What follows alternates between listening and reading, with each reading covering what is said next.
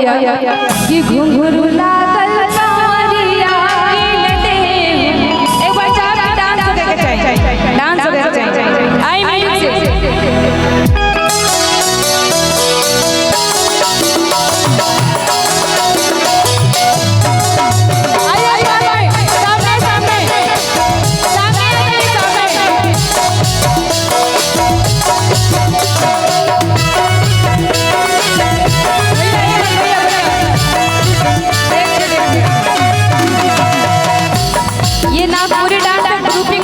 आप लोगों को पता है, तो हमें क्यों डांस करें, आप लोग भी डांस कीजिए, तब तो पता चलेगा। कैमरे वाले भैया जरा इनका रिकॉर्ड कीजिएगा डांस। उठिए आप लोग, उठिए चेयर से उठिए, अकेले मजा नहीं आएगा। अच्छा डांस करने में शर्म आ रही, ताली बजा दीजिए, दोनों हाथ उठा के झूम के म्यूजिक से।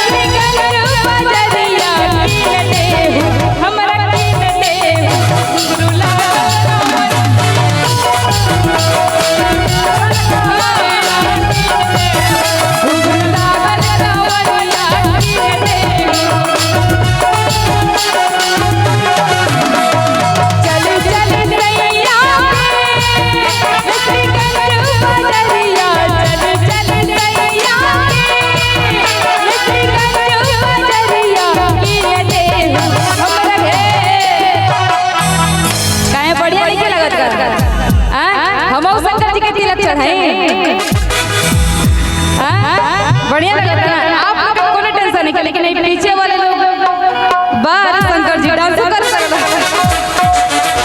एक बार पीछे से ताली बजा के प्रेम से बोलिए सच्चे दरबार की। दोनों हाथ ऊपर उठा के चली चली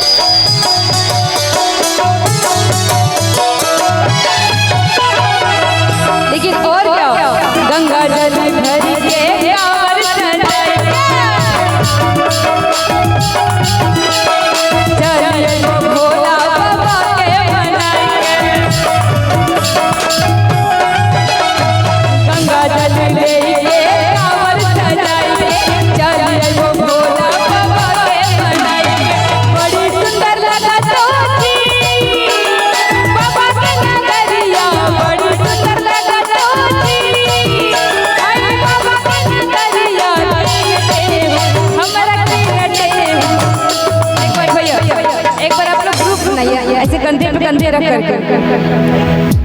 अच्छा आदरणीय हमारे भैया की तरफ से बहुत बहुत आशीर्वाद मिला। केवल हम झूमे, आप लोग नहीं झूमिएगा, झूमिएगा ना। उठिए उठिए उठिए, हम नहीं झूमेंगे। उठा लीजिए अपने दोस्त लोग को।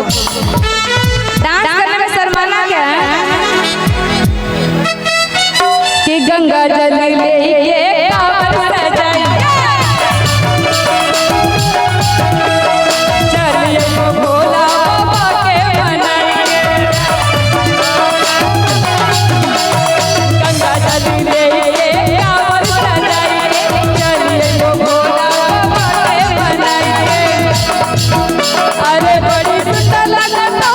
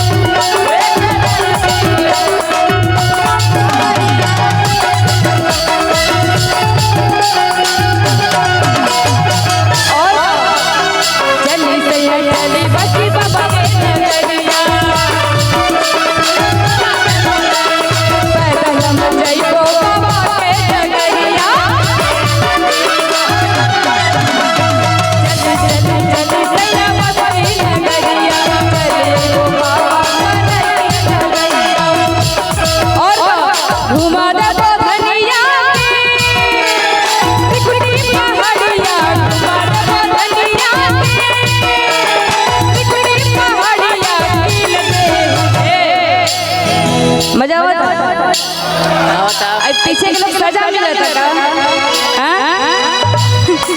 नागपुरी में मजा आ रहा है ना। हम तो पहले ही बोले ए राजा हमके एक पूरा कर ले बदलो कि बड़ी सुंदर लगा